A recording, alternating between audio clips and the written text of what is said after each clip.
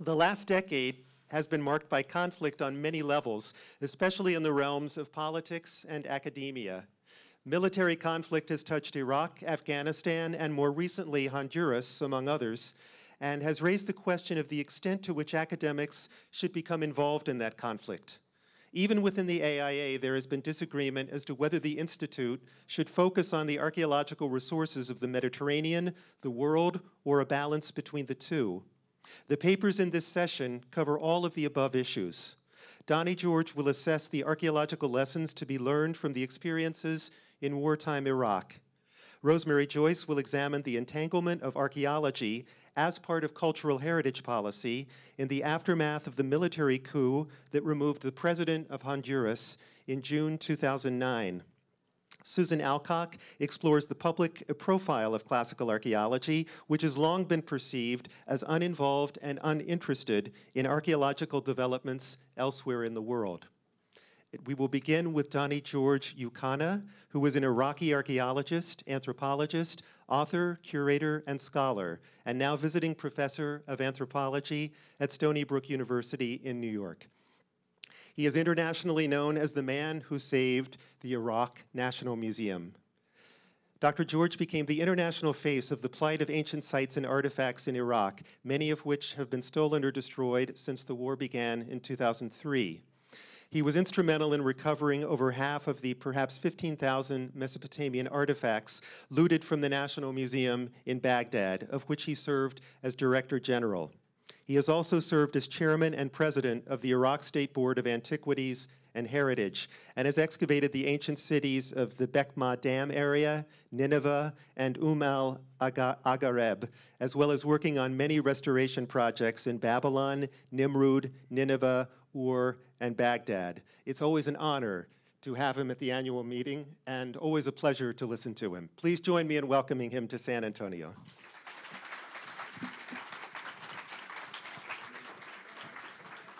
Thank you very much, ladies and gentlemen. Thank you, Professor Brian. I really want to thank you for compiling all this together and to bring this subject of the conflict into front here, because a few years ago, AIA has been instrumental so much in doing a lot for this subject. As for Iraq, I would like to give a kind of introduction what was happening before the 2003 war. As an example, in 1970s, things were settled down in the country. The budgets were perfect, and the archaeologists were doing their jobs everywhere in the country, including over 20 non-Iraqi expeditions working everywhere in the country.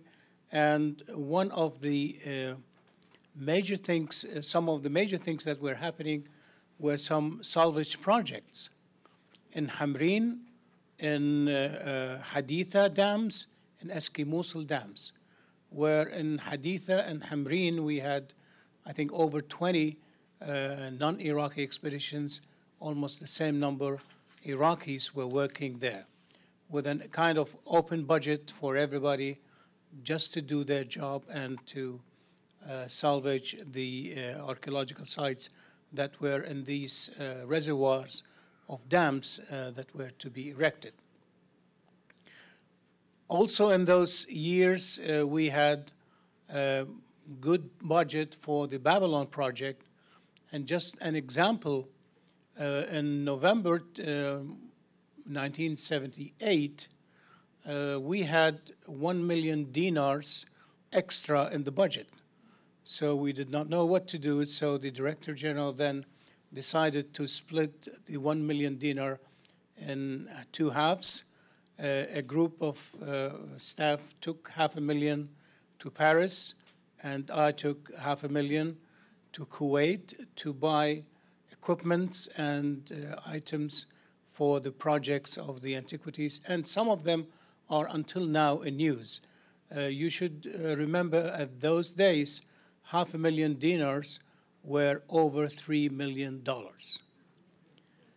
So we went, I went to Kuwait and the other guys went to Paris, and we bought a lot of material that some of them are still in use now. Those were the normal situation, a stable situation in the Department of Antiquities then.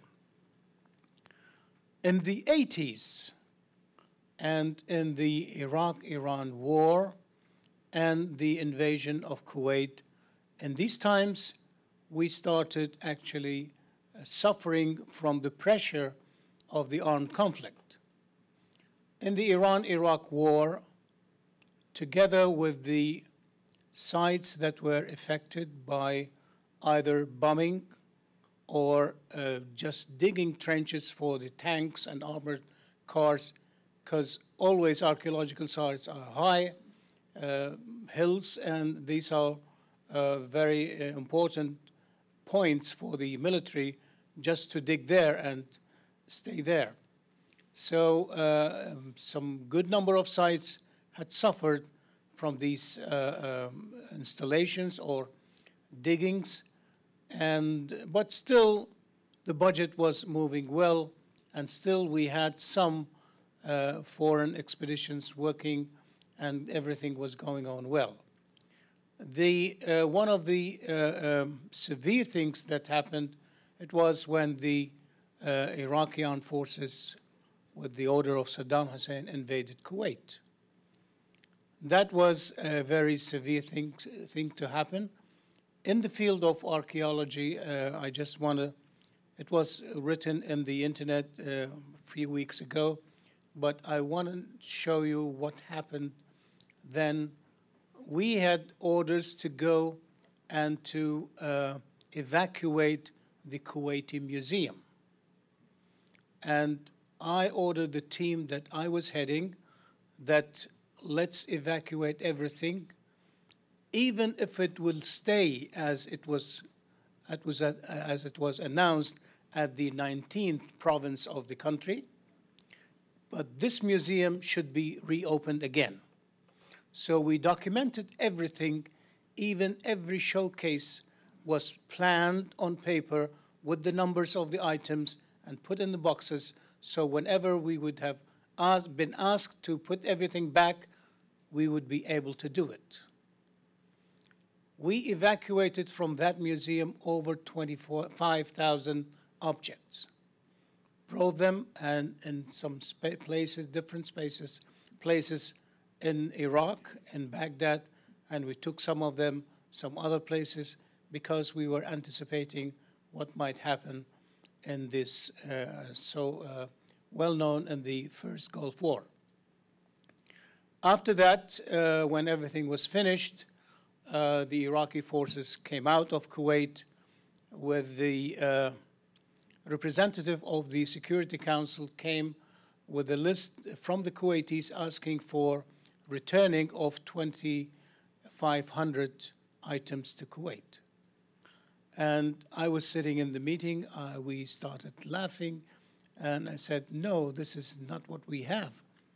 What we have here is over 25,000 objects.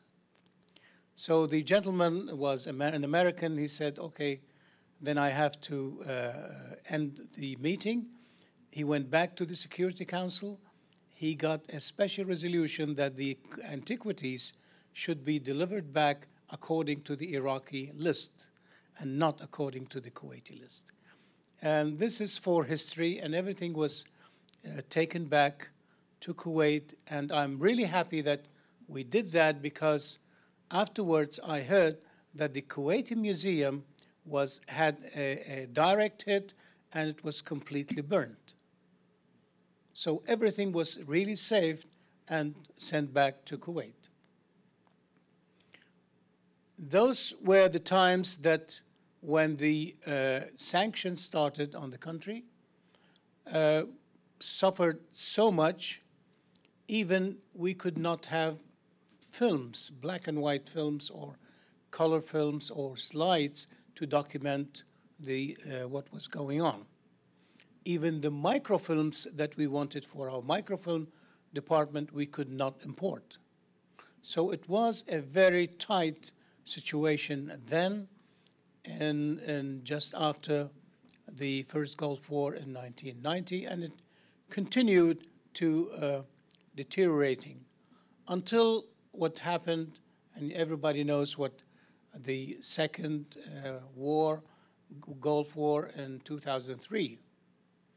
Then what I would call the big shock happened to the cultural heritage of Iraq or even to the world. The museum was not protected. It was just left there. And I have said that before, over 300 people just broke through the museum and smashed everything. And from the museum galleries and from the storerooms, over 15,000 items were stolen. Now, this was a big task to work with everybody to try to bring these things back. And as Brian mentioned, that we managed to bring, until I was there in 2006, we got a bit over 50% of those items back, and now the number has gone up more than that. I think now about 10,000 objects are back to the museum. But I always emphasize that what was stolen from the museum is really documented and coming back. But what was stolen because of the looting on the archaeological side, and the last number I had, now in the museum they have over 32,000 objects that were originally looted from the archaeological sites. All of them undocumented. Now, the big question is, if we have back in the museum over 32,000, how much has gone out? Now, this was the big question of the looting of the sites, because the real looting started after the first Gulf War in 1994 and 95. And what measures we took, we tried everything to stop the looting through the police, through the customs, through the local police and guards. It did not work. So I actually suggested, why not we go ourselves and start digging these sites? And as the Director General then, Dr. Moyed, said, Donnie, are you telling me that you are going and put yourself in the mouth of the lion there? I said, yes, I will do it for the sake of the antiquities. And first we managed to have two teams, one in al-Agharib. I headed that team, and the other one in Ummah, Dr. Nawal al-Mutwalli headed that team, and we worked there. And I'm sure some of our workers were among the looters before we came there. But this was something that it was a kind of controlled excavation. Together with that, what I did almost every day, I had a kind of conversation with the workers just to educate them, what is this? What are we doing here? What kind of culture is this? Whose culture is this? Together with that, I was able to sometimes meet with the sheikhs of the villages, and some of the villages doing the same thing, a kind of education, because what we understood, looting, the main reason for looting was the lack of education. If these people were well educated, they would never do it. But again, the poverty and the lack of education pushed them to do what they were doing, and unfortunately, some of them are still doing these things until now. So this was a big thing to happen, and as I said, it's still going on. The looting, that is a kind of bleeding of antiquities from Iraq going everywhere in the world, and now we even know their routes, where they are going, and sometimes some of the antiquities were found in Lima airport in Peru. Iraqi antiquities, clay tablets of cuneiform inscription, and we understood that they were, because the borders are tight in the United States, they wanted to take them to the South America, bring them to Mexico, and smuggling them into the United States. Also, items had been found in South Africa. Again, the same kind of idea, take them around the world, and whenever it's possible, bring them to the United States or to Europe. So we've learned a lot about the trafficking of the antiquities because of this situation. Unfortunately, it is a hard way to learn it, but this is what was going on and what's going on now. What we learned, what lessons we have learned from what had happened. We should, according to the initiative that AIA started and Brian Rose started, educating the armed forces. Because sometimes we did have a direct impact of the armed forces on the archaeological sites. For example, Babylon and Ur and some other sites, and sometimes the indirect impact of the situation on the sites. One of them, if I may go back to what the Iraq-Iran war was, the search for identity by Saddam Hussein himself against the Iranians when he ordered the rebuilding of Babylon, where it was overdone, but it was all direct orders from him. And he started the motto of, I don't know if you've heard about it, it's from Nebuchadnezzar to Saddam Hussein, Babylon is reviving again. So this is a kind of reaction of the armed conflict, not direct impact, but indirect impact on the archaeological sites because of the war between Iran and Iraq. Also, if we come again to what we have mentioned, the idea of training the American forces to protect the sites, which has been, until now, is going very well. And I think I'm not wrong if I say that because of the Iraq Museum, now the United States had ratified the Hague Convention because of that impact on the cultural and upper level, if I may say, of the American people and the pressure that they have put on the government. Now they have ratified that, and everything is moving smooth in this little by little to work in the cultural sector with the military people to try to protect if something happens in the future. Together with that, they have been supplying and they have been pushing for some real wonderful projects, and Diane Seabrand was here. They are doing a lot of reconstruction in the Iraq Museum, supplying the storerooms. It's all because of that. Now, what the museum people had learned from that, we had learned that out of over 30 years of cutoff from the international world, that the expertise of our people had gone down so much. We started having young people coming from the university without any kind of experience in the field. So I really started working with United States people, with Britain, Italy, France, to send people, the staff of the museum and the State Board of Antiquities, to be trained in these countries in the recent techniques of excavations, documentation, everything. Together also, we had some people trained in Jordan by the Japanese people. A good number were trained by UNESCO institutions, and it's going on until now. There's a good number of them that will come very soon to the Metropolitan Museum in New York. These people had learned what they can do in the museum.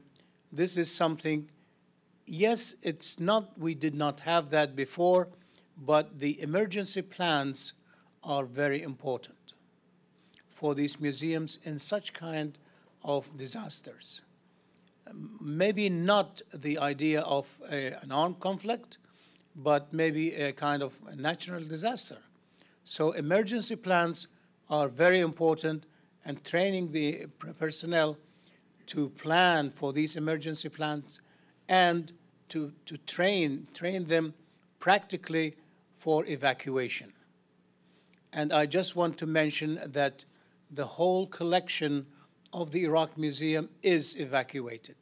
What was lost from the museum was mainly lost from the storerooms. The main collection, yes, it needs a lot of restoration, but the main collection that was evacuated from the galleries is still safe, and they are working on it now. One very important thing is that we should start thinking of a different way of building the museums.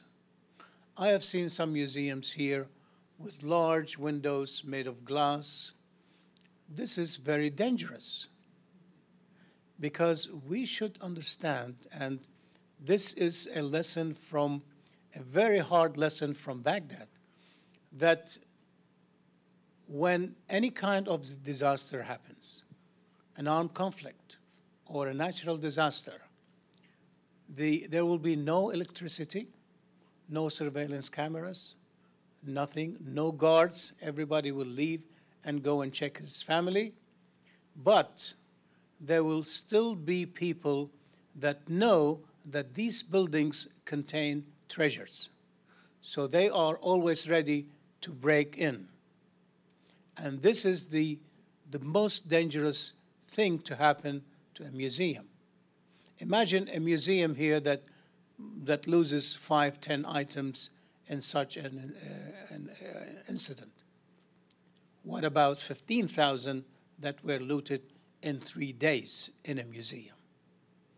So what I always say, that the big lesson for the people in the museums is that the museum buildings should be built in a way that after working hours, when you lock them, because this might happen while the staff are at home, when you lock them, they will become as a really, really big and strong box. No one can come in. There should be no point that could be considered a weak point. A window, a roof, a wall, all these should be reconsidered in the buildings of the museums, because, as I mentioned, there will be people waiting for such weak time to break in and take whatever they want.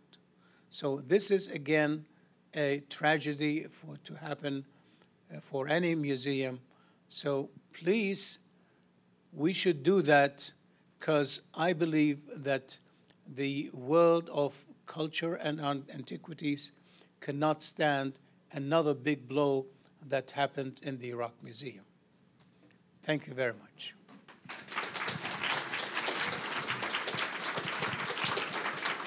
Will you take some questions? Yeah, sure. Thank you, Donnie. We have time for a few questions, and I will simply ask our speaker to repeat the question for the benefit of the video. Sure. Questions? Donnie, if you could, you've spoken about this before, could you just review for us what was going through your mind and what you did in the week immediately prior to the invasion? Obviously, you were thinking very quickly, you responded very quickly and very strategically, but it can't have been an easy process. Well, those were very hard days, really. And I have said that before. About 3 months before the invasion, in a meeting of directors, one board of directors, I suggested for the people that in order to protect the museum, and we know we had some information that the museum would be targeted, let's do exactly what the Lebanese people did for their museum. They evacuated everything and put them in the basement of the museum and sealed those stores with concrete. After the 15, 16 years of civil war, nothing was lost. They went back and everything was okay. They said, no, nothing will happen, don't worry. Then things were escalating. Then in another meeting about a month before the invasion, this time I started really begging the people, please, for God's sake, we have to do something. Our museum will be targeted. We will be robbed. Exactly these words. So one of them, in order to stop me from insisting, said, Donnie, listen, as long as Saddam Hussein is here, no one will dare to come to Baghdad. I said, well, I will remind you here. And this is what happened. The first day we came back to the museum, me and Dr. Jaber Khalil, who was the chairman of the board then, we stood in his room, in his office, which was something like this big room, and no furniture. The table that we used to sit and meet was gone. There was only one chair there, broken, and nothing in the room. And I said, didn't I tell you? This will happen. And this is exactly what happened. He said, yes, you said that. But I said, well, you did nothing. We had to be more careful. And, you know, in fact, just the day when the American forces were in the streets of the museum, I had 3 days sleeping in my office. The roads were closed. I could not go back home, so I slept in my office. I woke up around 5 o'clock in the morning at the sounds of blasts everywhere. So we understood that the American forces were in the streets of the museum. Then I decided, it was only me and Dr. Jaber and 2 other boys. One of them a staff, the other one was a driver. I said, we are staying, I will stay with the museum. Whatever will happen, the Americans are here. Once we're with the museum, so we can arrange the protection of the museum.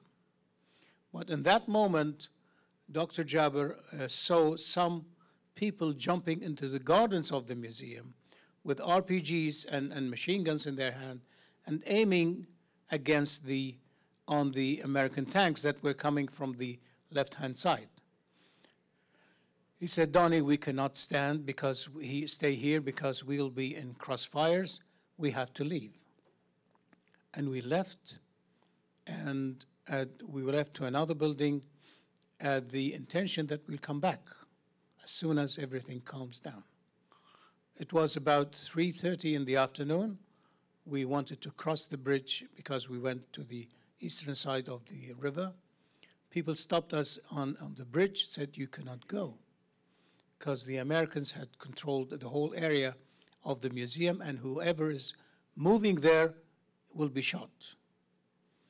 So we said, okay, let's go back. But for me, I was really relieved because I said, well, these Americans are there now controlling everything. The fight in the streets of the museum has stopped, and they would know this is the museum, they will protect it. But this did not happen. After a few days, I heard in the news that the museum was looted. So when I went to ask for help from the headquarters of the Marines, finally we managed to meet one of the colonels of the civil affairs and introduce ourselves, and he actually shocked me with a question. Well, he said, is there anything left in the museum? I said, yes, we're sure there's a lot left. This meant to me that he knew what was going on but he did nothing.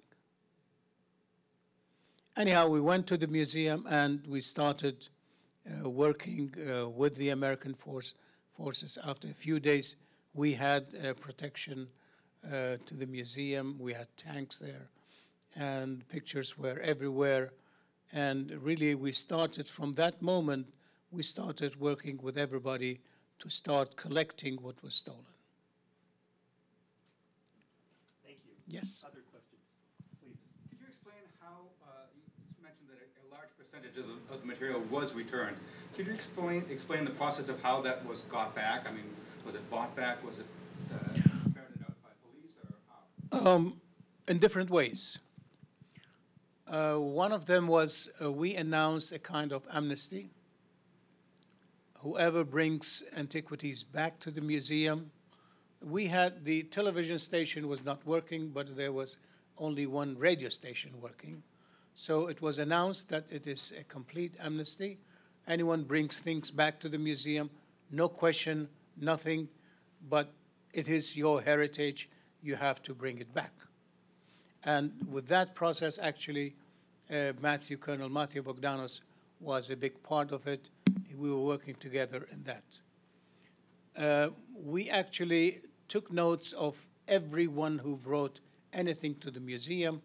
After 2 years, we promised them that we will reward them. After 2 years, we did that. We started having budget. We started calling each one and give them just a kind of reward for what they did. This is one of the procedures.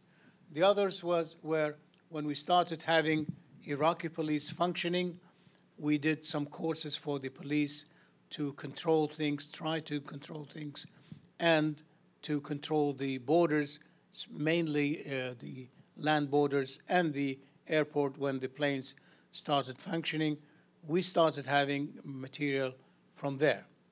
Some of the material were actually seized in the borders between Iraq and Syria, Iraq and Jordan. And the Jordanians actually did a wonderful job in seizing these antiquities because they knew what was going on, and they started strengthening and checking every single thing that was going into Jordan. At that time also, there was a special MP team that was in the American MPs led by a colonel who was an attorney in New York City. So with an initiative himself, he started arranging, of course, with Colonel Matthew Bogdanos. He started checking, and he had some Iraqi translators who started actually working with the people as if they wanted to buy these antiquities. And little by little, they collected the wonderful items that came back to the museum. And it's still going on until now. Things, as I mentioned, are found here and there, and it's a procedure. You lose everything in 3 days, and it's been now 7 years, little by little. It's just dripping things that are coming back. The recent thing in New York was when we located a pair of, you may have heard, a pair of earrings, gold earrings that were stolen from the treasures of Nimrud. We located them with the Christies and with the customs. I went there, checked them, and I wrote a report, and they happily gave them back to the customs. They went back to the Iraqi embassy. Now they are in Baghdad. So the procedure is different ways we tried relations, and there was one case that there was the statue of Antemina, a Sumerian king, a very important piece that it had an inscription on his back and shoulder mentioning for the first time in the Sumerian history the title Lugal, means king. Before him, we had the title Ensi, as a prince. This was stolen from the museum, and some people came to me and said, this item is in Syria, but we want a reward. I said, how much you want? They said, we want $50,000. I said, okay, but I can arrange the money, but I want the item here in the museum, and you will get the $50,000.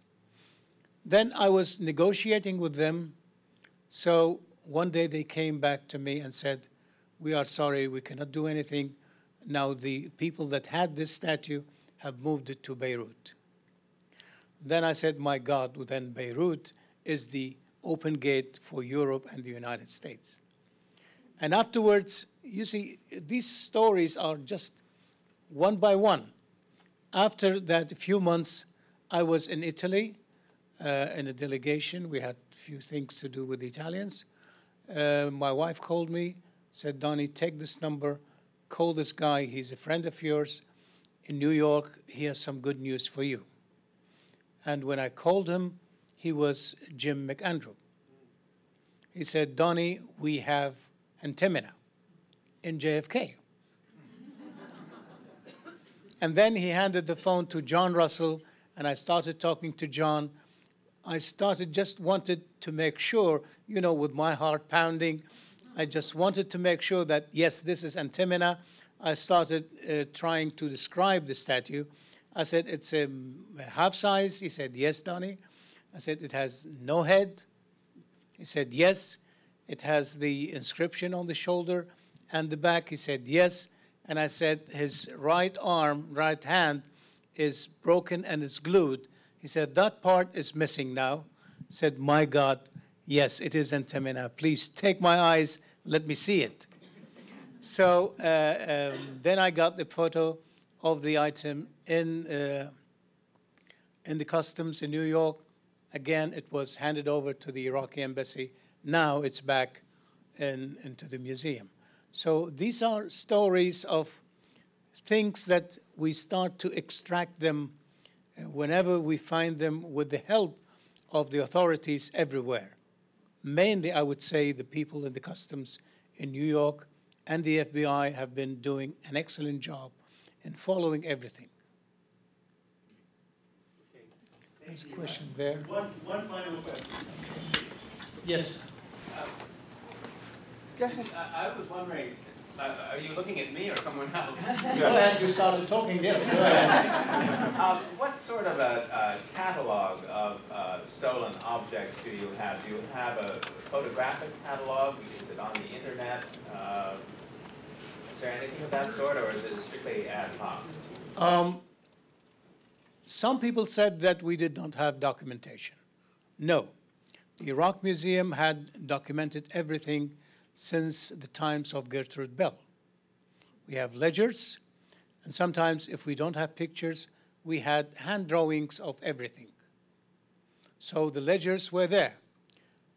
When the looting happened, people started coming back to the museum. Immediately we arranged teams of the girls and to start checking what was looted.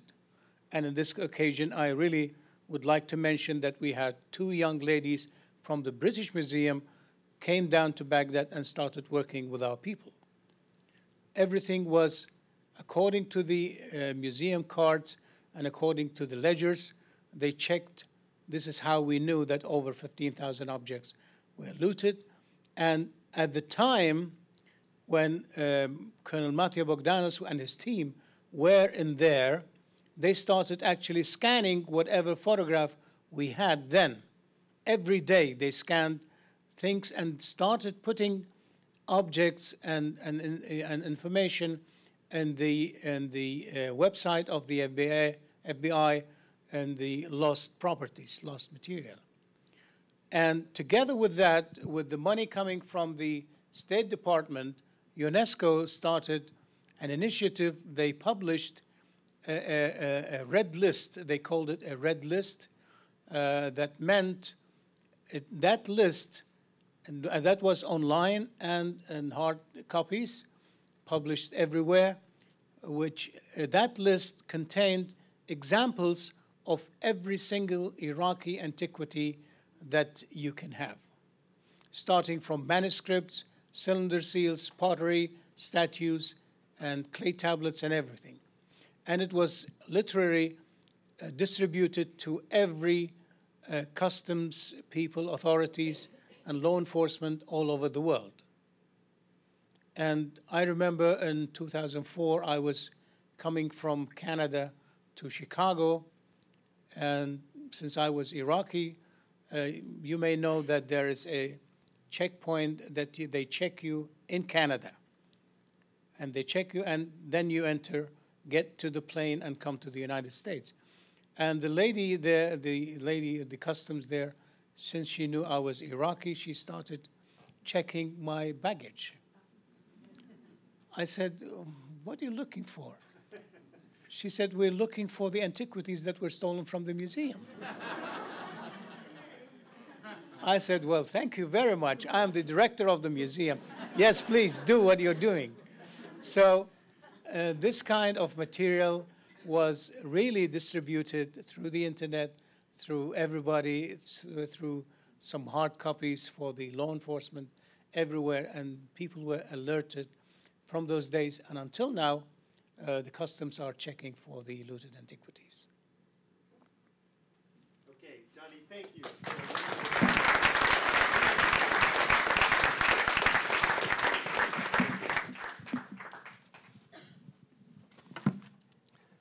Our next speaker is Rosemary Joyce. She is professor of anthropology at UC Berkeley, and she's conducted fieldwork in Honduras since 1977. Her research interests include ceramic analysis, household archaeology, and sex, gender, and the body. Interests unified under the heading of social archaeology, not coincidentally the title of a journal of which she is founding editor. She would like to be known for changing fixed ideas about sex and gender, but is resigned to being known for her work on the early history of chocolate. Her publications include Ancient Bodies, Ancient Lives, Embodied Lives, Figuring Ancient Egypt and the Classic Maya, The Languages of Archaeology, Dialogue, Narrative, and Writing, and Gender and Power in Pre-Hispanic Mesoamerica. Her talk will take us into the New World and is entitled History is Dangerous, Cultural Policy in the 2009 Honduran Coup.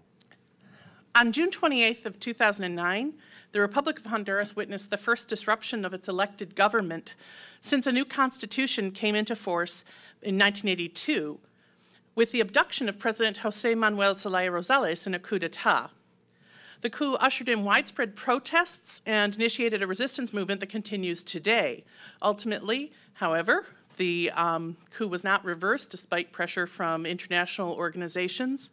And today, a successor government that is not recognized by all of the governments of the Western Hemisphere has come into power. My purpose today is to trace why an archaeologist or how an archaeologist would find herself caught up in a coup, not merely as an observer, but as a member of one of the affected groups. In exploring this theme, I'll explain something about my own current research in Honduras as an example to illustrate changes in archaeology over recent decades, both in Honduras and elsewhere, that imply that archaeology, like all forms of history, will continue to be dangerous and something that will engage us in ethical dilemmas, both in situations like this of extreme civil conflict, but in general because of the political nature of history itself. The simple point that I'm making here then is encapsulated in the title of this talk, History is Dangerous. It's dangerous especially to central government projects that seek to ground policy on a vision of the past, especially in this case, a vision of the past that wanted to erase contention, difference, and the debts that arise from colonization and exploitation. Archaeology today is increasingly participatory, increasingly seeks to engage the general public, and in many places is increasingly emancipatory, has an interest in filling in parts of histories that have not been acknowledged in documentary history. And as such, archaeology in particular can threaten structures that seek to deny the real complexity of the histories of nations and the histories of political inequalities that those nations might want to deny. So, in late August of 2009, so 2 months after the coup, a lecture about the classic Maya site of Copan, and this is actually a photograph from this moment, that was held in San Pedro Sula, the second largest city in the country, was disrupted by protesters. who were concerned about attempts by the coup regime to remove the director of the Autonomous Research Center charged with administering policy on anthropological and historical research, the Institute of Anthropology and History. Slogans on the signs carried by the protesters, obviously these are all in Spanish, and I realize that's probably not the main language spoken by people here, but slogans on the signs that they're carried included "No to exclusive cultural policies," and that's the upper right, the blue sign. I'll do them by color. And "Yes to the democratization of culture." So that's, where's the democratization of culture? Yeah, the greenish sign on the lower. These two slogans draw a clear battle line, but they leave somewhat inexplicit what the stakes are and why, as part of the politics of a right-wing reactionary coup, cultural policy should become of concern at all. A third slogan demands no to the Mayanization of Honduran culture. And that one begins to sketch in what was at issue, and continues in fact to be at issue, and why an archaeological talk was an appropriate place for political action. The word Mayanization comes from a critical analysis of archaeology in Honduras by the Honduran historian Dario Urraque, who at the time of the coup was the director of the Honduran Institute for Anthropology and History. Mayanization, as he defined it, is the process through which cultural differences across pre-Hispanic Honduras are continuing to be erased and have historically been replaced by an exemplary history of the classic Maya, who in these representations have disappeared long ago. So in other words, Honduras has a cultural heritage, but it's a Maya cultural heritage, and there's no actual Maya in Honduras, so it's everybody's cultural heritage, not anyone's in particular. Urraque shows how North American universities and museums and Honduran elites collaborated in the 1890s and early 20th century to co-construct the idea that the Honduran past was a single Maya past. For researchers from institutions like Harvard University's Peabody Museum in the 19th century, historian Kit Hensley has shown the definition of an American classic period was a necessary step to counter resistance to the budding discipline of anthropology from eminent classicists at Harvard. For Honduran elites in the 19th century, the classic Maya past was also valuable, although somewhat ambiguous. The classic Maya past underwrote the definition of a separate Honduran nationalism, but only by privileging classic Maya Copan, this one single site, as the cradle of the Maya. The new Republic of Guatemala in the 19th century made a much broader claim to a Maya past, including sponsoring the first systematic archaeological work at Copan, trying to annex Copan to Guatemala. So a Maya history for Honduras was, on the part of Honduran elites from the 19th century on, something that was desirable but a little bit contentious. And for those of you who don't know the country, Copan is the little blue blob right on the border with Guatemala, so as far to the west as you can get. This is actually a relatively accurate map still today. I made it about 3 years ago when I was teaching in Costa Rica, but it's still a relatively accurate map of those areas of the country, the landmass of Honduras, that have been subject to archaeological research since the 1890s. And you hopefully can see that there's something funny going on. It's a non-random distribution. A kind of Copan exceptionalism became a necessary part of Honduran nationalism. Copan might be located on the fringe of the country within a few kilometers of Guatemala, but it was the origin of Mayaness, which consequently was the definition of Honduran nationalism. As Urraque noted, Mayanization leaves most of contemporary Hondurans without a deeply rooted sense of history. And as he examines at length in multiple books, it's not just the pre-Hispanic past that disappeared as a result of this. The persistence of indigenous communities in modern Honduras contradicts this storyline. The classic Maya may have disappeared from Copan in this story, but actual Chortí Maya people remain and make demands for control of their land and of representations of their history, including the part recorded in inscriptions in Copan. And to advance that goal, they've actually taken over control of Copan on several occasions in the 1990s and into the 2000s. The Lenca language was declared dead by linguistic anthropologists in the 1970s, but the Lenca people living throughout central and southern Honduras remain there. And today they demand to know how they're related to people who built the site of Yaromela around 700 BC. And Yaromela is that blue blob with two green triangles at the bottom and one green triangle at the top. Yaromela's in the middle of it. Is there a pointer? Yes, there is. I'm an idiot. Sorry about that. Let's see if I can use this. Yaromela's in there. Good. Okay. The Mezquitia of eastern Honduras never was fully integrated into the Spanish colony, and guarded knowledge of large sites, way over here, only revealed to archaeologists starting in the 1980s. But I personally don't work at Copan, in the Mezquitia, or near any of the Lenca communities. Instead, I've spent my career working to document archaeological traces in the valley of the Ulua River. Oh, this is useful. Right here, big one. Where San Pedro Sula began explosive population growth and economic development in the late 1960s. So that by 1977, the Institute of Anthropology and History initiated a project to construct a baseline inventory of sites to manage research in advance of their destruction. And it was that project that I participated in as my pre-dissertation and dissertation research. And that's a slide of the valley from my dissertation site, Cerro Palenque. When I began working there in the 1970s, no one in the valley acknowledged any connection with indigenous communities reported in high numbers by the Spanish in the 16th century. Nor, according to conventional Honduran histories, were they likely related to those groups, which were held to have been eradicated by the end of the first century of colonization. But that was then, and this is now. Another sign at the August 2009 protest of a talk about Copan read, "No to the cancellation of archaeological projects outside Copan." While the text is indefinite about what projects are being canceled, this poster carries an image very familiar to Berkeley archaeologists, as well as to the San Pedro Sula public that was the audience for this protest and the participants of the protest. That image is drawn from a fired clay object excavated by Berkeley researchers at an archaeological park inaugurated early in 2009 at a site called Curuste, located within the municipal boundaries of the city of San Pedro Sula. And that's newspaper coverage of the Curuste site at its inauguration.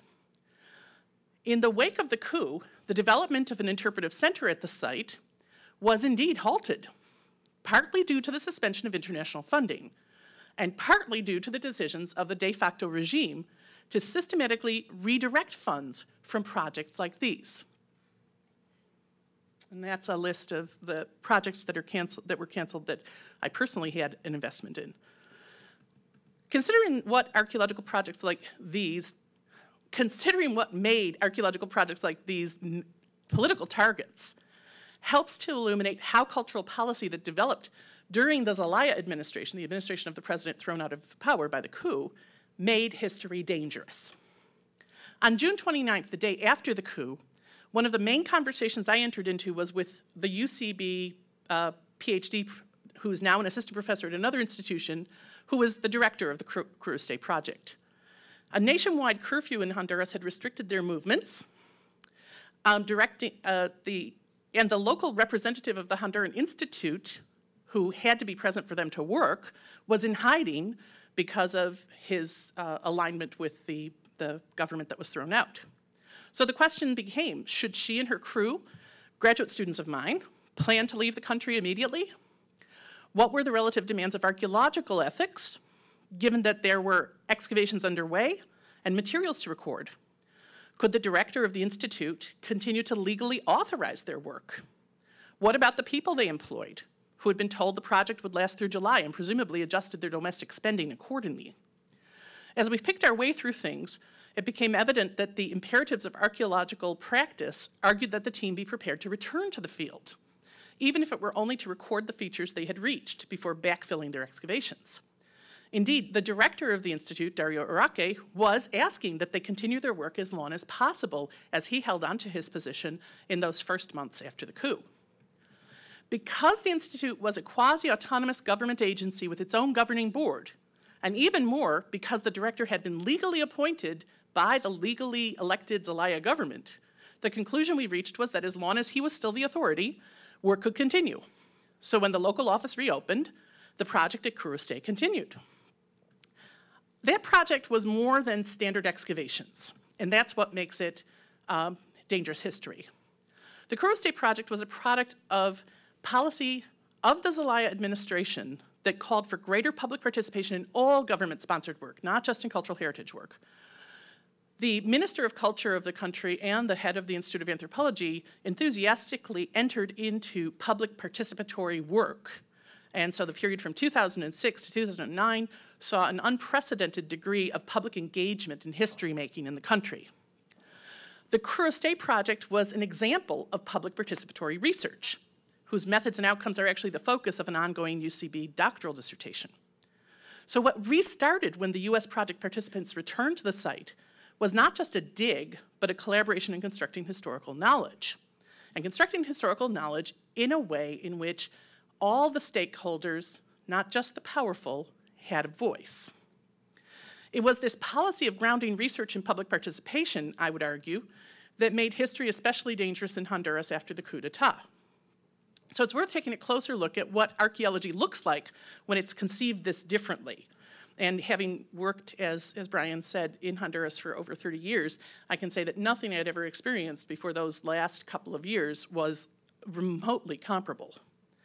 I'm going to illustrate this discussion with my own research project from 2009, also impacted by the coup, which is exploring forgotten histories of race in north coastal Honduras through archaeological and historical anthropological research at the town of Omoa, which was the site of a pre-Hispanic indigenous town and the location in the 18th century of the development of a Spanish colonial fort intended to defend the colony against the British and their Indian allies. When I began working in northern Honduran archaeology in the 1970s, our goal was simple: to document archaeological sites. Our baseline was a pair of reports published in the 1930s that located a couple of dozen sites, all occupied at the same time as the fluorescence of classic Maya Copan. Through our efforts, the inventory of sites in the Ulua Valley rose to over 500. We employed mostly the same methods as were used by our predecessors. A few other things that we did were to use stereo air, so mostly we walked around and looked for sites. We also used stereo air photos covering the entire valley to document sites with surface visible architecture down to at least a meter tall, and that allowed us to include a large number of sites that had already been destroyed by development. A specialist in soil sciences used the same air photos to reconstruct past river courses, and then used drilling or augering to sample old riverbanks and quickly find out where there had been occupation in the past that's buried by the very active rivers of the valley today. So our surveys produced a phenomenal increase in the number of sites, and they expanded the geographic scope of their locations. But the vast majority of these sites were still apparently abandoned at the end of the Classic period. So effectively, we increased the number of places, but not the storyline at all. Notably, almost absent from our survey were sites dating later than 1000 AD, despite historical records from the 16th century from the initial Spanish invasions that indicated a very large number of settlements had existed. We did find a few of these earlier sites. This is the 16th century Tika Maya as it appears today. You can't see anything. Tika Maya is a very important site. It was the site of the leader of the resistance against the Spanish, who managed to keep the Spanish out of the valley for 10 years. And in the 1980s, we were assured that there were no documents from the region. We now know that this is simply wrong. Well, about 90% of the indigenous population died at the end of the 16th century, and many towns were abandoned. Those that remained until the 19th century, recovered and persisted until the 19th century. And some are still in existence today, their modern inhabitants often unaware of the deep colonial roots of what have been bustling towns or remain rural enclaves. This is an 1801 distribution of sites that had indigenous population.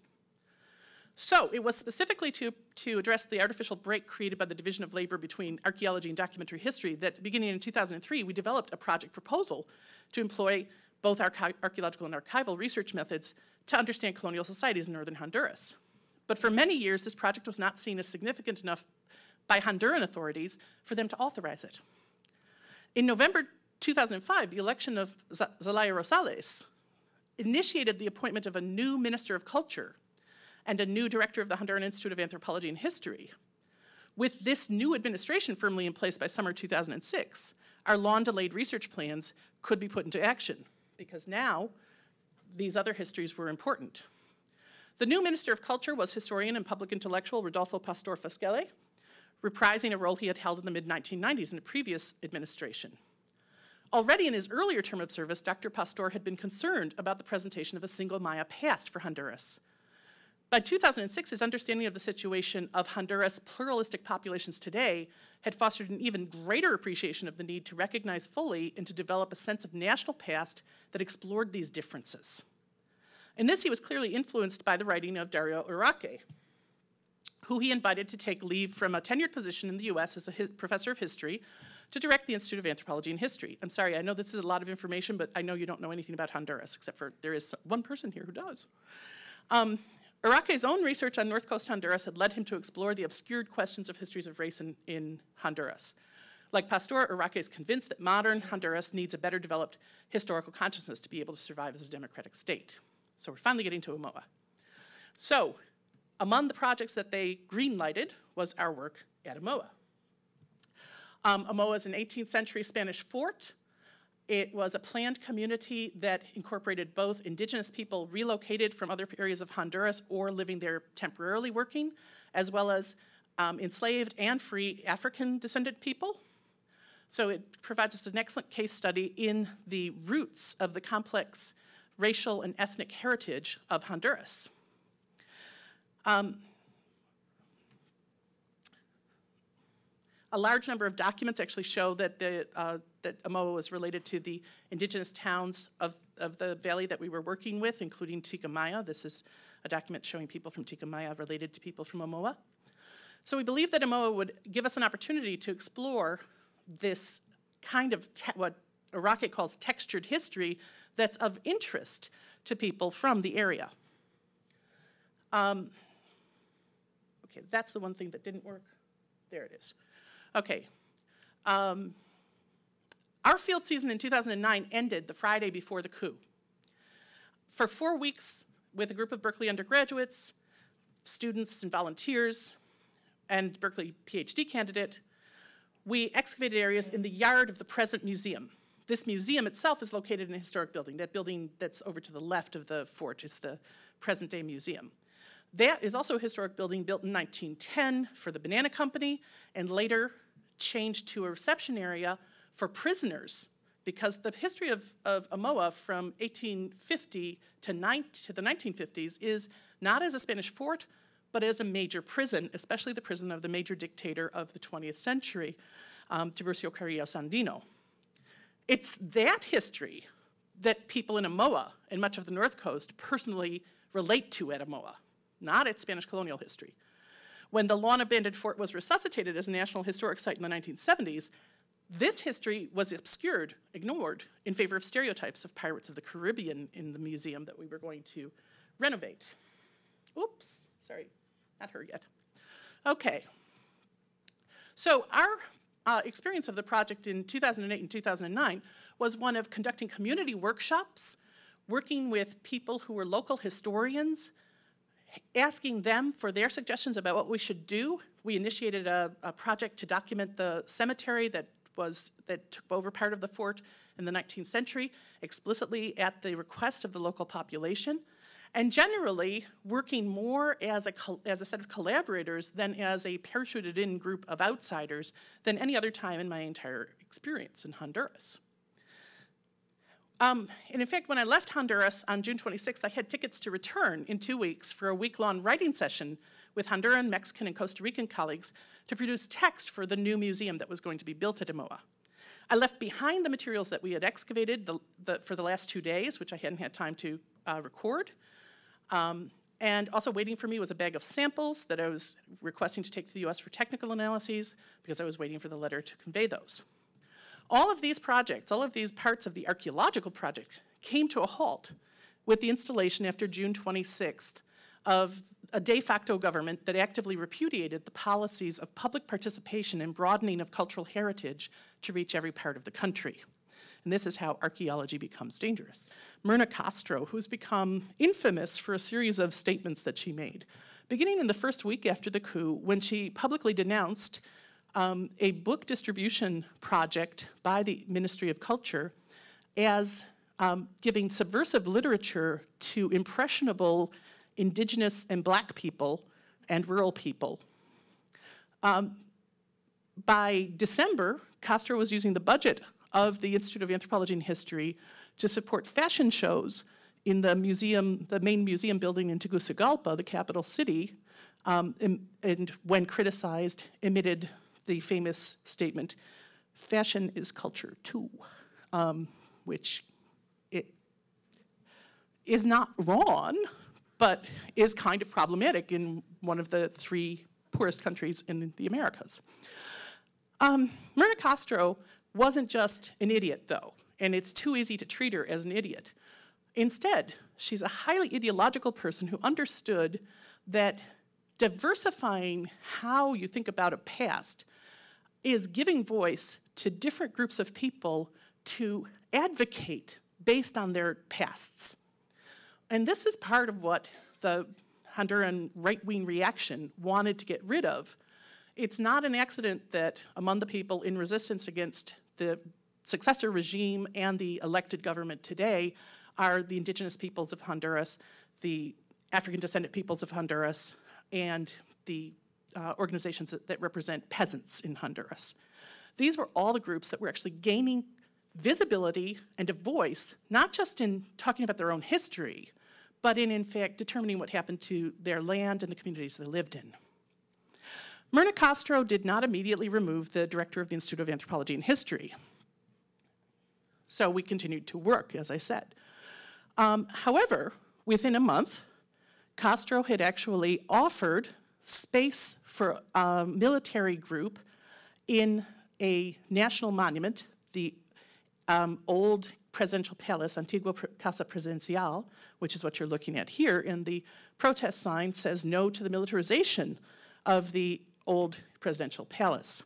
At this point, the historian who was the head of the Institute of Anthropology and History found himself in the position of having to point out that putting a military group in such a monument would violate the Hague Convention, which oddly enough, Honduras actually was already a signatory to, and would place cultural resources at risk in a time of conflict. This did not go down very well with Ms. Castro, and beginning at that point and continuing through to at the end of September, she made successive attempts to fire the head of the Institute of Anthropology, although the Institute of Anthropology in History is an autonomous institute and has its own board. She managed a series of meetings without the participation of people who legally had to participate, and ultimately was able to, in fact, fire Arake. She had also fired the head of the National Archive of Newspapers and the head of the National Library. So this is protesting all of those firings. At this point, remember, the reason that we had talked about being able to continue our work was that we were actually working for a semi-autonomous institute whose head was legally appointed under a legally elected government. We were no longer in that position. At this point, we found ourselves in the position which I want to leave you with, because this is an unresolved position. I am not returning to Honduras until it is resolved. We found ourselves in the position of having to make a choice. And I think it's this choice that archaeologists need to face up to. We could either make an argument, as some of my colleagues have, that archaeology is, like human aid, exempt from the issues of legality and continue to do archaeological work under an illegal regime. In this case, not just an illegal regime, but a regime that has shown itself hostile to participatory historic and participatory archaeology, things that are goals, at least in anthropological archaeology in the modern world. So on the one hand, you can say it's for the greater good. This archaeology is a universal value. This is cultural heritage of everyone. And here I hear echoes of precisely the arguments made by some of our worst adversaries in the art collecting world for why, in fact, material from the Iraqi Museum might be better off in New York. On the other side of the coin, you might have to decide, as I and a series of people associated with me have decided, that until there is a legally appointed director of the Institute of Anthropology, appointed by a legally appointed Secretary of Culture from a legally elected government, that we can't actually enter into any kind of contractual arrangement with those people because they don't have the authority to give us permission. It's because they don't own the cultural heritage of Honduras. They're stewards of that cultural heritage under the laws of the country, and we can't support their violation of those laws. I don't think that this situation is unique. How it unfolded may be somewhat unusual, and I leave it with all of you that that's a choice that you may have to be making at some point in the future. Thank you.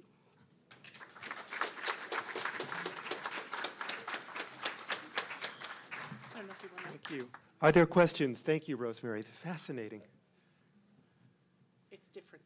Ooh, Sue. I wonder if looking at Greece under the kernels would be, whether it would inspire you or depress you or illuminate. I suspect it would depress you because many archaeologists did. You know, they said Christmas cards. Yeah.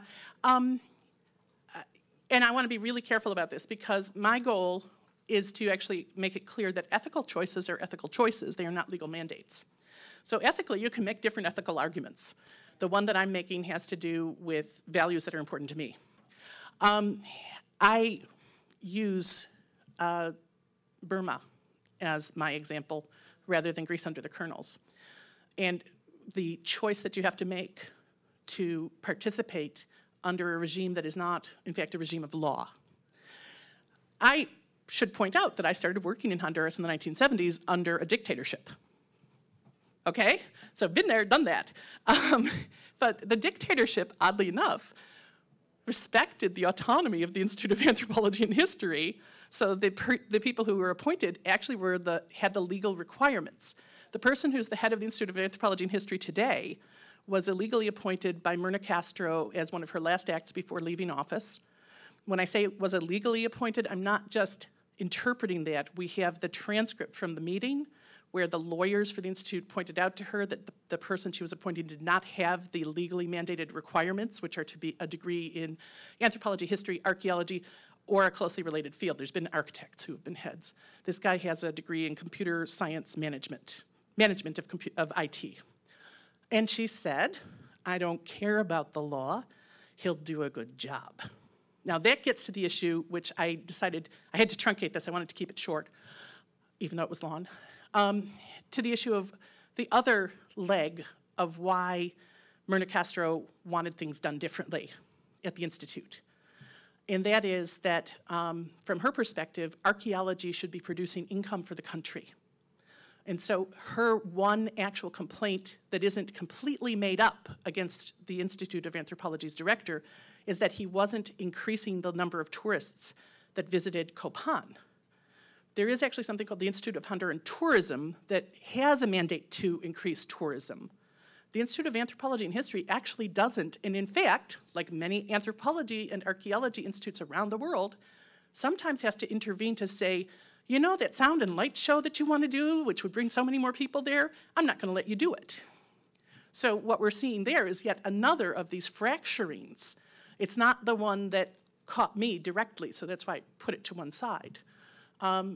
So I don't think these are choices that are simple. I don't think they're things you can say, here's a rule. I think they're things, though, that you have to think your way through before you do them. And for me, it would be first, do no harm. I would accept an argument for continuing archaeological research in a situation like this if not to do so were to directly damage something. Let's say a dam was going in and the only way you could do it, the dam's going in, you can't stop the dam, there's sites there. That seems like an ethical choice to me. But if that's not happening, then for me, the resources will be there in the future, right? That's our whole shtick, is that we don't dig everything up anymore. We leave it for the future. So we could leave it for the future. But that means saying, for the next 3 years, I'm not going to be doing field work. And I think our identities as archaeologists are so tightly tied to the continual performance of digging.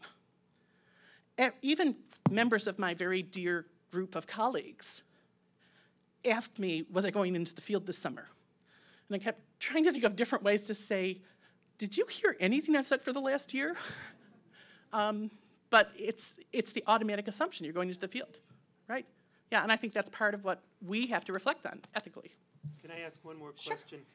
Is the production of textbooks for K through 12 students controlled by the government, and is there a new conception of history that's now entering the textbooks? No, there's a new conception that isn't entering the textbooks. That's the point. Yes, the production of K through 12 textbooks in history is in fact controlled by the government, and so that storyline of we have a great Maya past, and then the Maya disappeared, but we today are corporately the inheritors, is what's in those textbooks and is not being challenged. So among the list of projects that were canceled, there was also a huge number of book projects that were canceled. All the books that were being developed, basically, that were adding to the historical richness of the country were canceled in the wake of this. And part of that is because international funding came from development agencies and so on that were part of countries that ceased to recognize Honduras. So again, how people understand their past changes. And really understanding that even though I think a lot of us archaeologists say things like, you know, people don't really care so much about this, what we're finding as we actually talk to people, to the illiterate laborers who work on the site, is they really care about these sites. They really want to know. They want a conversation about who these people were. The first questions that they asked the crew, state crew, who went out to say, okay, what do you want us to put in this interpretive center? Were, how did they manage to live here and not get flooded out? Because we get flooded out every time there's a big hurricane. That's a very cool question, and we can actually answer it. And it never occurred to us to ever address it. So it's a huge loss.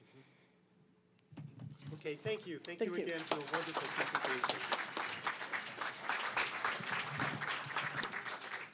Our third speaker is Susan Alcock, who is director of the Joukowsky Institute for Archaeology and the Ancient World and Joukowsky Family Professor in Archaeology, as well as Professor of Classics. She's a classical archaeologist with interest in the material culture of the Eastern Mediterranean and Western Asia, particularly during Hellenistic and Roman times. Much of her research to date has revolved around themes of landscape, imperialism, sacred space, and memory. Her fieldwork has, until recently, taken the form of regional investigations in Greece, but she has even more recently become involved with the Voroton Project, an international collaborative effort in southern Armenia, and now, of course, the Petra Project in Jordan. She's written more books than I can count, each one superb, and has won an astounding number of grants and awards, including the MacArthur. Her talk for us today is entitled The Mediterranean Goes Global, or Has Classical Archaeology Changed the World? The previous two excellent talks have explored the incalculable intersection of politics, trauma, archaeology, and war. And this concern is demonstrated, of course, by several sessions at this 112th annual meeting. And it has also, of course, been a signal hallmark of the AIA presidency of Brian Rose, who rightly insisted that attention must be paid to this distinguishing crisis of our times. By contrast, I come in peace. Or rather, I want to explore and to question how, other than necessary responses to conflict and to coup, how classical archaeology directly engages with multiple worlds outside itself. Or how, in my bombastic title, how classical archaeology can change the world. My concern then is not so much about our reaction to hard power as what could perhaps be considered our own exercise of soft power. So what then have we done? And what then must we do? My starting argument today departs from two commonly accepted, but I believe increasingly flawed premises. First, despite our reputation as coherent and unique, that's the muscular, positive view, or as insular and introverted, that's the negative, disdainful view, I would argue that the Mediterranean world of classical archaeology has already, and to no small extent, gone global. And second, I would argue that this is no reversible trend. I envision this process in terms both geographical, global in space, and metaphorical, global in attitude and practice. And I'll weave these two together as we proceed. Now, what fundamentally connects geography and metaphor here is a motif of connectivity and ability to discover linkages to astonishing varieties of partners, be they disciplines, institutions, or individuals.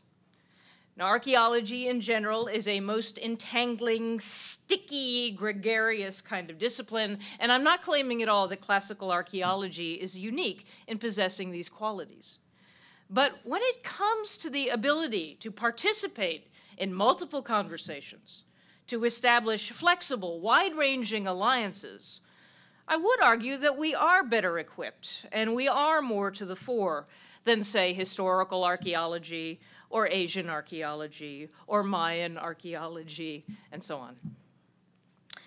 Now, why this is so, if you buy that it's so, can be traced back to a variety of root causes. One could, for example, go the environmentally determinative route. Surely it is the very nature, or at least it has recently been embraced as the very nature, of the Mediterranean to connect, to disseminate, to circulate, to corrupt. And incidentally, I am going to mention no scholarly names or specific titles in this talk. This should be a happy occasion, and it always leads to grumpiness when people are left out, bad bar scenes, and so on and so on. So no names, no pack drill. Or there's sort of a geopolitical explanation. You know, the Mediterranean is an odd zone. It's a kind of a non-zone in many social science regional categorizations of the world. You know, good luck applying for an NSF grant. Good luck telling the Society for American Archaeology, quote, which of the following best describes your area of interest, end quote. The Mediterranean, in both those contexts, does not exist. So, you know, this ambiguity sort of automatically breaks down, I think, any sort of easy boxing of us in spatial terms. Or you could put classical archaeology on the couch, sympathetically suggesting that we were beaten on for so long by the philologists and the anthropologists, you know, your Greek sucks. You have no segmentary states. You know, so what this has done to us is turn us into enabling facilitators who learned early and well how to play nicely with others. Now, yeah, I'm obviously broad brush, but I think there's some truth here. Now, one final reason why classical archaeology can offer a more open space for a range of external dialogues is perhaps our lengthy history and our checkered community. We've been at this game for a while now. We have many prior heroes, Schliemann. Many prior scapegoats, Schliemann. It's one name you're going to get, you know. And we have tons of data, years of field work compared to places like, say, the American Southwest even, Central Asia onward. You know, generations of scholarship offer opportunities for synthesis and comparison simply unavailable elsewhere. Moreover, as a discipline, we've demonstrated over the decades the capacity to argue and accept. We've done progressive and retro. We've had second waves, new waves, backwash. We have among us in this very room Turks both young and old, and chronological age has absolutely nothing to do with which you are. You know, in other words, we are a big tent, we offer a spectrum of attitudes, and that allows a remarkable mix of people to find a home with us.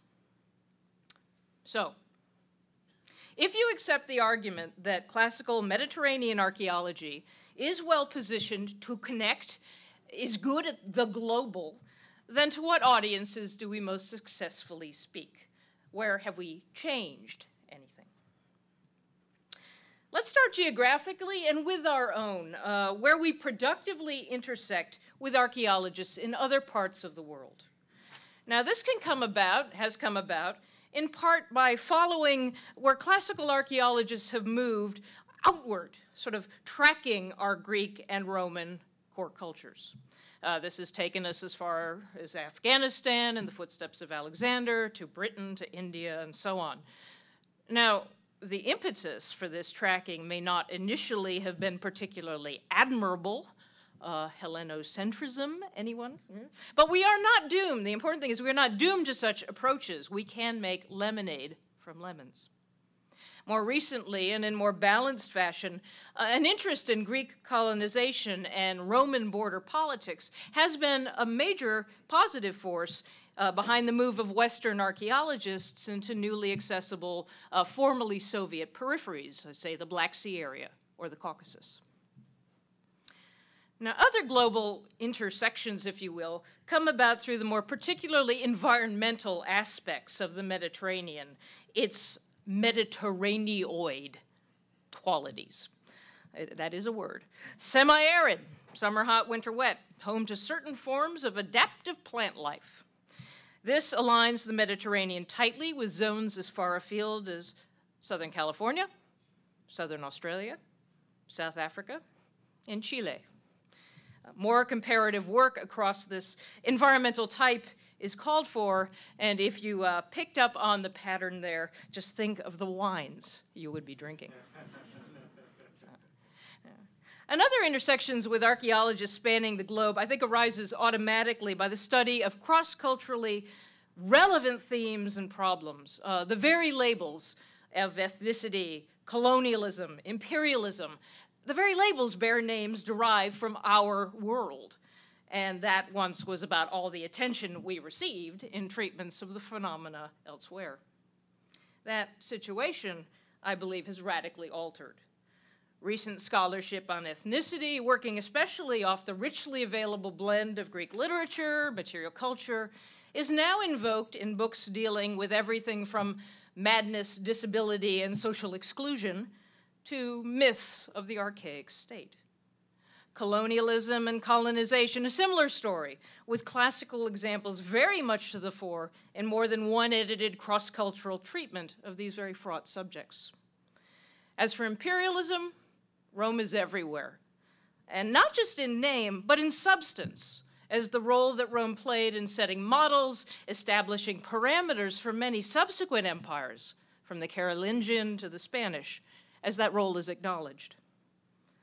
More than that, also now acknowledged, is the profound, if sort of, subterranean impact through which classical training, classical perspectives, shaped the early scholarship on empires, from the Assyrian to the Inca. Comparative studies also flourish, for example, with cottage industries, focusing on the fascinations of those two massive coevals, Rome and China.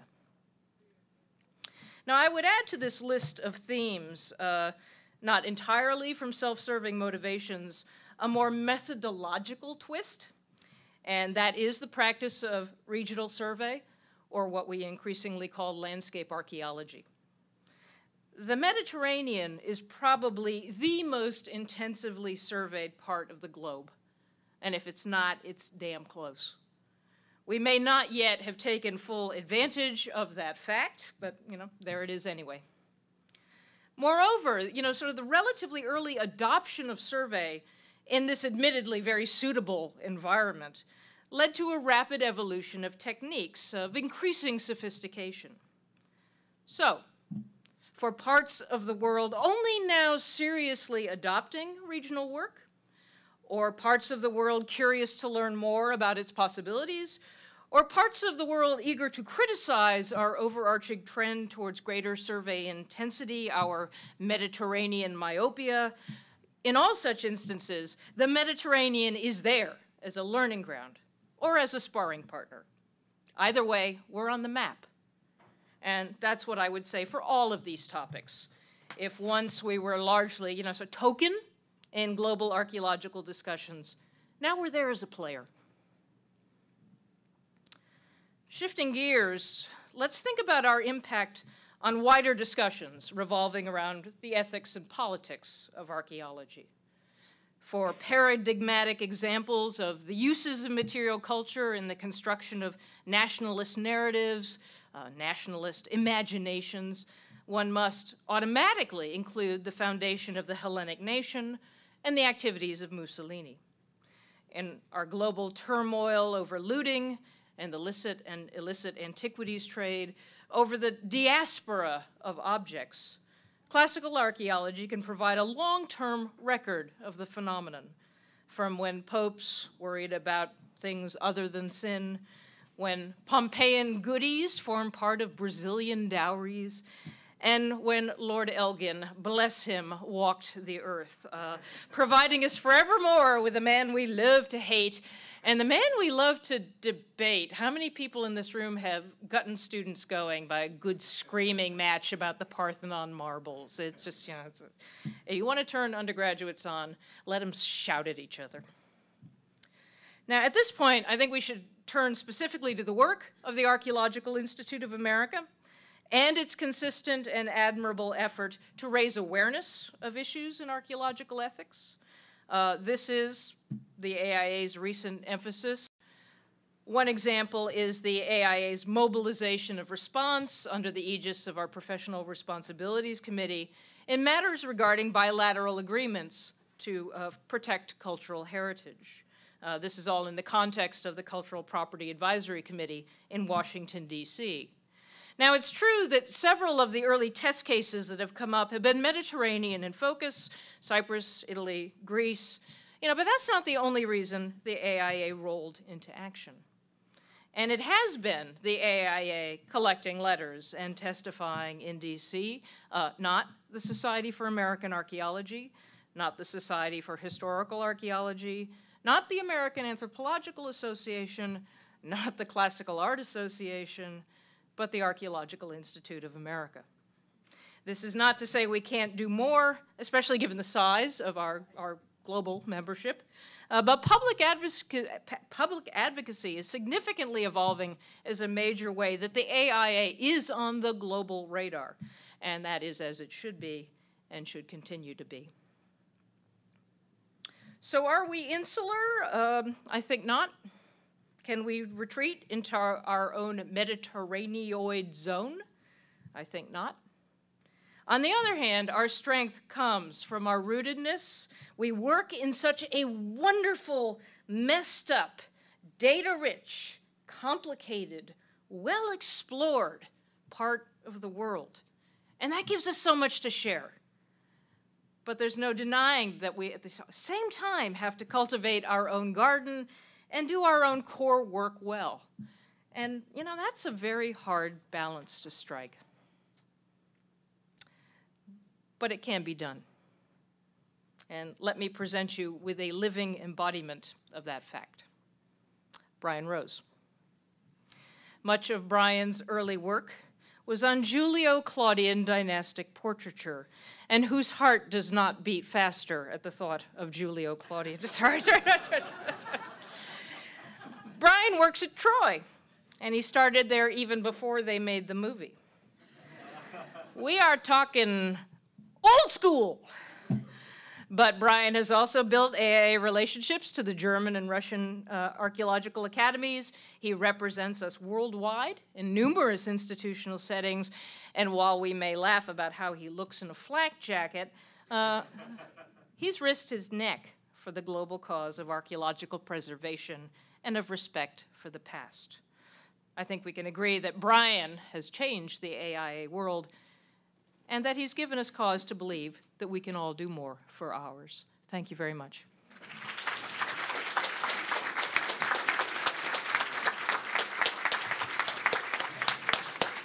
Okay, thank you, Sue. With the exception of the last 5 minutes, are there questions for our speaker? Embarrassing thoughts. Rosemary, a response from a New World archaeologist. Is that a fair characterization? Just one tiny correction. The SAA has actually testified. At CPAC, okay. Yeah, I was one of the people who testified. Sorry, I for did them. not. Fair enough. We should probably. But the interesting thing is that I think your characterization of the leadership of the AIA is absolutely right. That's why I've been an AIA member for as long as I've been an AIA member. Yeah. And there's not a whole lot of Central American archaeology sessions at the annual meeting. For me, the interesting thing is that you're making an argument that this is a necessary outcome of that, the sort of cross-cutting engagements that are represented in the Mediterranean. And that's the part that hadn't occurred to me before, because I think you're right about insularity, that to the extent that the SAA of the three other American archaeological entities is the one that has done that sort of, even a little bit of their toes in the water, it's because they're not as insular because they include the practitioner world. Right. As the president-elect of the Archaeology Division of the AAA, I can tell you that I said many words at our last couple of meetings that many people in the room didn't know the definitions of, like memorandum of understanding, bilateral agreement. Yeah. Education. And I was floored. But then I thought about it and I thought, no, we come together as the ultimate scholarly society. Right.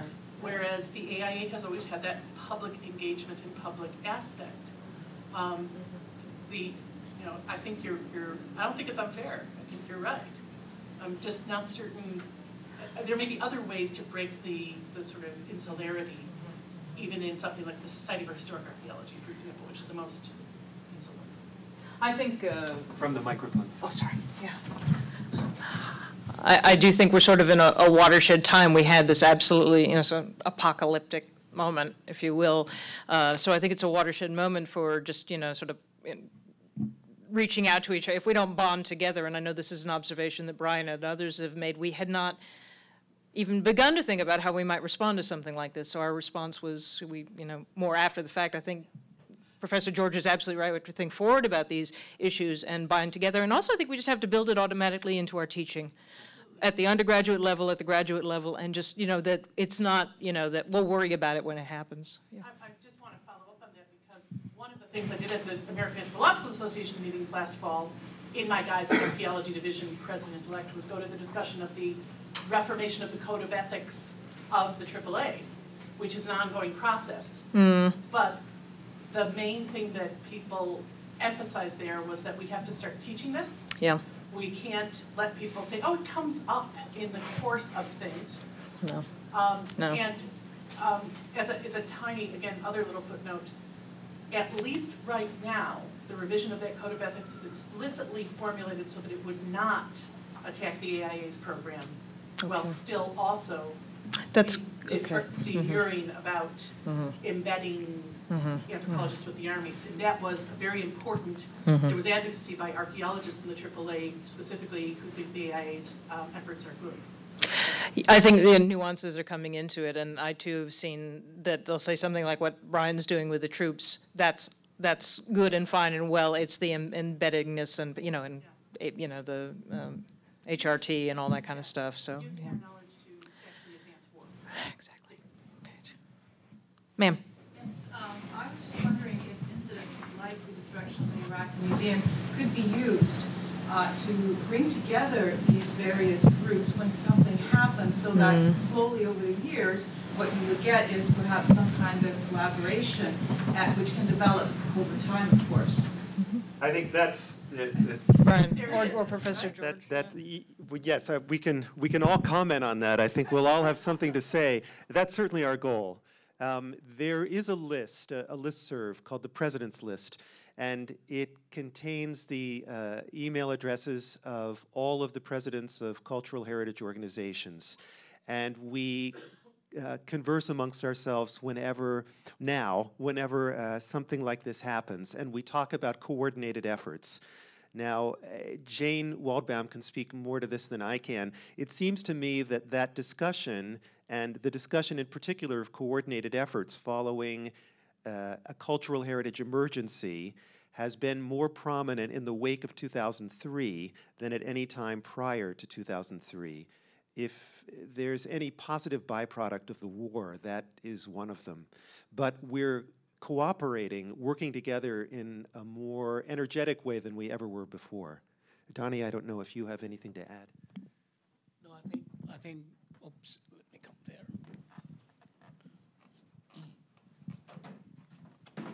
Let me stand just here. I think this is the important thing about it, that in such disasters, we come together. This is important. We can forget our differences, ideological maybe, but we come together. Let me give you one example.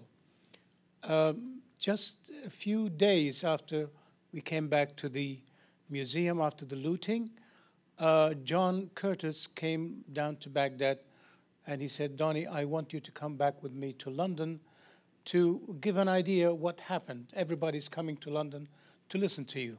So by then, in the coffee time, I met an Iraqi, originally Iraqi archaeologist. She said to me, Donnie, how can you collaborate with these invaders? They are invading our country. I said, look here, in order to bring back the antiquities and bring everything stable, I'm ready to shake hands with the devil. So, and the Americans were not devils. So by then I could understand what was going on. So let's work together and for the benefit of everything. And I think we can do it. Despite our differences, yeah, we can do it in such cases. Thank you. Any additional questions for any of our speakers? Jane, to whom are you addressing the question? I just wanted to make a comment. Okay. Follow up on what you just said. I mean, yes, the moment in 2003 was the moment, I think, when that president's list really showed what it was made of. Everybody came together, different organizations promoted statements that they requested others to sign on to, which they did, which they helped edit and so on. But there were many, after that, there was a kind of afterglow.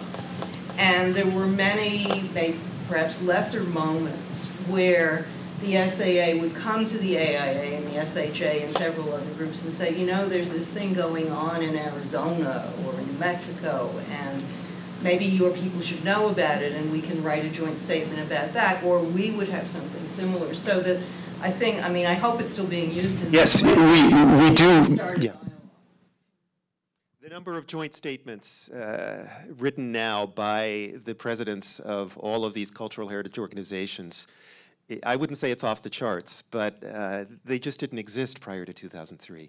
And we continue to do it. We continue to make progress toward working together. Other questions for any of our speakers? Yes. I have a question for the three of you, and that is, Rosemary. Has there been any consideration of transforming your fabulous talks here now into written form?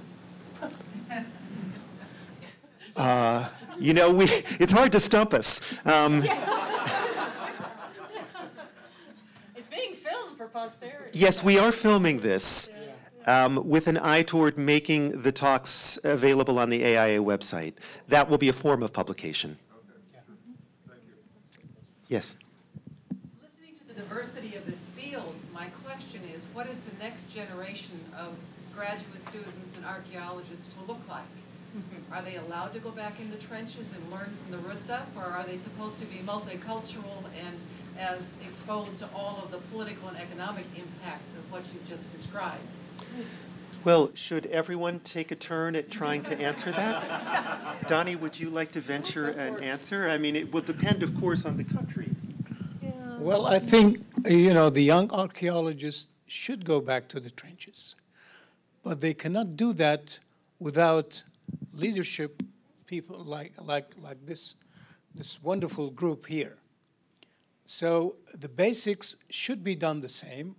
Maybe some modern ideas of maybe globalization, whatever, but the specific things that should be kept, tradition of antiquities and scholarly archaeology should be kept as they were and should be developed with the modern technology, why not? But we should encourage these young people to do their best and to build up more bricks on the walls that, well, let me say, we have built, and do their best to, you know, we look very high for people before us, and we respect their work because that was the foundation of what we had supported ourselves to do what we are trying to do now. And this should be a trend for everybody, I think.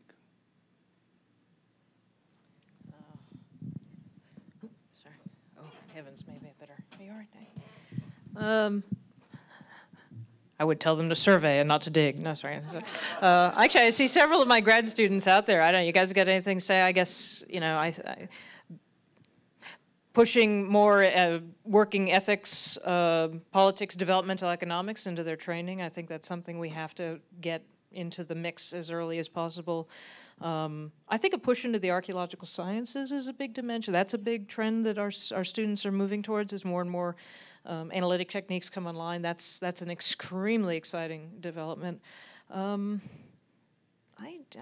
mean, it's hard to predict, and they have to find their own way. But I do think we're sort of past the time when we fought a lot about theoretical. That was the only thing we really argued about, and now I think we're trying to, you know, engage more with a range of different types of disciplines. I think classical archaeologists should work in other parts of the world at least once in their life, and I think classical archaeologists should maybe just stop thinking of themselves as something off to the side. So, It's, you know, I don't think it's an either or. And for me, you know, just thinking about what my students are bringing to the table, what they are saying they must do, not what I'm telling them they must do. First of all, we convince them of this preservation ethic, which means that much more than in my generation, my students are saying, well, if the site's not in danger, is it ethical for me to dig a bunch of holes just to get material for my dissertation, or is there a way I can do that with all these things that are in museums or curation facilities? And except for the, you know, the continuing, I think, bias towards that you see in the job market, where it says active field research necessary, I like to encourage my students to say, well, can you answer the question you're positing without doing more excavation? There's a huge amount of potential data, especially through the application of new archaeological science methods. And I'm very pro archaeological sciences because the archaeological scientists have come to understand what they're doing in ways that are really quite sophisticated that we don't always know, that are very similar to the kinds of social archaeological questions that I'm asking. So I think we can say unambiguously that archaeology will still continue to produce new data from empirical investigations of things. But whether that requires us, and I'd say, yeah, maybe survey is, all you have to do is do the survey. Maybe you don't actually have to dig holes. Or some questions or some circumstances. Because in North America, and in particular, a lot of people have begun to move to non-invasive ground, you know, geophysical prospection because they can't negotiate permission to excavate, because in fact, the very sophisticated indigenous people who are the owners of the rights will say to them, do you really need to dig to answer that question? And often the answer is no. It's not even the best way to do it. I think a second thing we're going to see, again, this is coming from what my students tell me, not what I tell them, is they think we all should publish faster. And I've had really good conversations with my students who make me feel guilty, where I've said, well, you know, I went into the field 3 years in a row, so that's the summer. The fall and spring is teaching. You cannot do the writing during those teaching things, so when am I supposed to write? And they say, well, why don't you go in the field one summer and not the next? Which is radical, and I tell them, yeah, this is a very good idea, do it after you get tenure. Because again, I worry, and this is for all the more senior people in the room, we've got to make it possible for people to do this much more ethical practice that they'd like to do, and not punish them in the tenure process. But I see us punishing them in the tenure process because they didn't publish the twice as much stuff as we did, because they're doing it better. They're actually doing it better, and we punish them for that. So those two things, and then the issue of the socio-political context. This is not as I think it was at the beginning for people in my generation. This wasn't just we have to deal with this thing. I was the assistant director at the Peabody Museum at Harvard when Negro was first being brooded about, and I still remember the stupid things I said. And now I'm much, much smarter, and I know that that this was a very overdue and necessary recalibration of the relationship between archaeologists, museums, and the people who have the most direct stake in that history. And it's not real straightforward, and it's not easy, and it's very hard, but it's proven very productive. My students, this is already part of their background. When we try and teach in our first semester courses the issues of ethics, and we bring up NAGPRA, they sort of sit there and they're very patient. They'll read the stuff and they'll have the little conversation, but that's not where the cutting edge thing is for them. The cutting edge thing for them is how do you engage the people from the town who don't recognize themselves as related to the site? Why should they care about the preservation? So they're very, very sophisticated, and they think that it's imperative that we do the public education, the public participation. They don't see that as extra or alternative or at all at odds. So I think they're transforming this whole field in ways that are going to make it, maybe the scale of the excavations each of us do, each archaeologist does in the future might be smaller, but the amount of knowledge gained will be greater and greater. The amount of publication, we can all hope, will be faster. And certainly the broader community understanding of why it is important for us to exist. There's no purpose in archaeology. Right now, the funding for things like archaeology in this country is subject to these debates about what's the utility. We really don't have a utility. We can make those arguments that we have something to say about climate change. Oh, that's a bad one because a lot of people don't think there's climate change. We can make all of these kinds of arguments, but it's not very convincing. Even there was, Mayanists had a little flurry of, we're understanding warfare, until somebody noticed that warfare doesn't take place with sticks with stones on the end of it anymore. So knowing a lot about ancient Maya warfare doesn't actually help you understand conflicts in Iraq, for example. We need people to understand that there is an absolute necessity to understand why we're human and where we come from. And I think I'm very optimistic about the students that I see. I think they're amazing, and they really understand this as an integrated fabric, not as separate things at odds with each other. Well, thank you, Rosemary. I'll just make one comment, again directed toward the next generation, or the current generation, but younger than we. What I think we have to keep in mind is the rising nationalism in so many countries throughout the world, but especially in the Mediterranean and Near East. The days of launching a field project where there are, let's say you're launching one in Turkey, which is of course where I've worked for the last 30 years. You're launching a project and you have 25 Americans and 1 Turkish archaeologist. Those days are gone. They've been gone for a long time. But if you want to get a permit approved, you need to identify a partner in the host country with whom you can form a collaborative archaeological enterprise, and you need to understand that the workforce on that project, the scholars, will need to be at least 50% from the host country and perhaps 50% from your own institution. But it's not going to be 80% from your home institution and 20% from the host country. It really has to be half and half. And you really have to have an archaeologist in the country in which you're digging who is pledging to work side by side with you, not just in the field, but also on publication, if you're going to get your permit approved, because that's becoming increasingly more difficult. Okay, this was a wonderful session. I can't thank you enough for coming. I can't thank our speakers enough for wonderful presentations. We need to end now because the AIA Council meeting starts in a half an hour and we have to get it ready. But let's thank them all again for a wonderful set of presentations.